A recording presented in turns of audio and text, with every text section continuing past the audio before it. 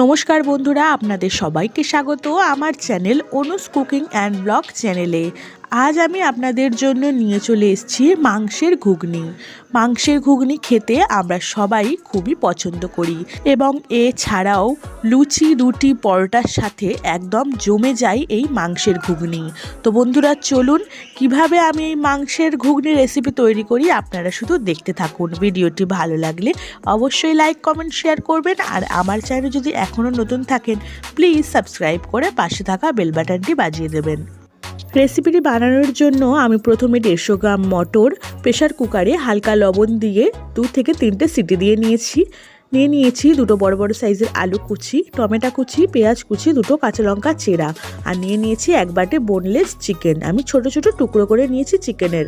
প্রথমে কড়াইয়ে তেল গরম করে ছোট ছোট করে আলু কেটে রাখাগুলোকে দিয়ে দেব। উপর থেকে লবণ ও হলুদ দিয়ে হালকাভাবে আলু ভেজে আমি তুলে নেব।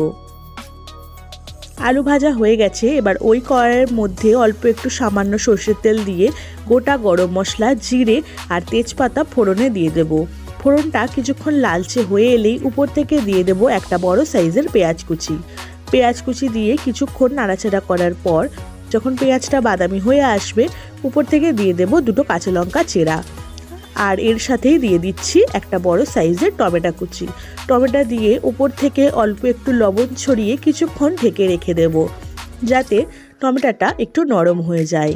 পেঁয়াজটা অল্প বাদামি হয়ে এলেই উপর থেকে দিয়ে দেব 1 চামচ রসুন বাটা, 1 চামচ আদা বাটা দিয়ে ভালোভাবে পেঁয়াজ টমেটোর সাথে মিশিয়ে নিচ্ছি যাতে রসুনের উগ্র গন্ধটা চলে যায়। এবার একে একে গুঁড়ো মশলাগুলো অ্যাড করব। হলুদ গুঁড়ো, লঙ্কার গুঁড়ো, কাশ্মীরি রেড চিলি পাউডার, জিরে গুঁড়ো আর ধনে গুঁড়ো সমস্ত মশলা দিয়ে আমি পেঁয়াজ টমেটোর সাথে ভালোভাবে কষাতে থাকবো। অল্প একটু জল ব্যবহার করছি মশলার মধ্যে, না হলে মশলা পুড়ে যেতে পারে।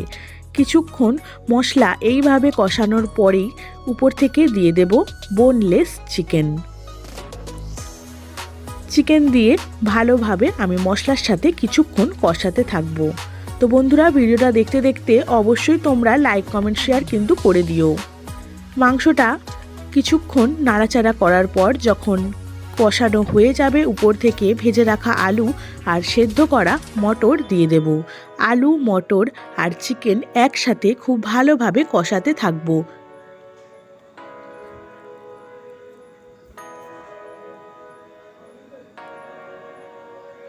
প্রায় অনেকক্ষণ কষানোর পর যখন বুঝবেন কড়াই থেকে তেল ছেড়ে দিয়েছে এবং কষানোটাও খুব ভালোভাবে হয়ে গেছে, উপর থেকে উষ্ণ গরম জল ব্যবহার করব।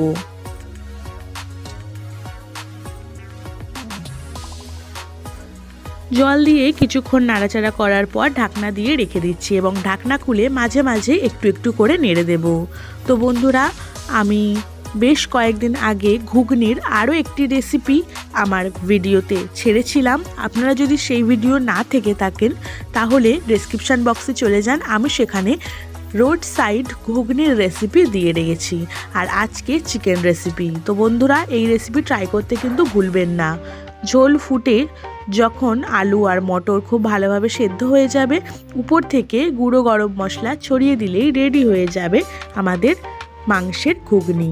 তো বন্ধুরা ভিডিওটি ভালো লাগলে অবশ্যই একটি লাইক দিয়ে যেও। আর এতক্ষণ ভিডিওটা দেখার জন্য আপনাদের সবাইকে অসংখ্য ধন্যবাদ।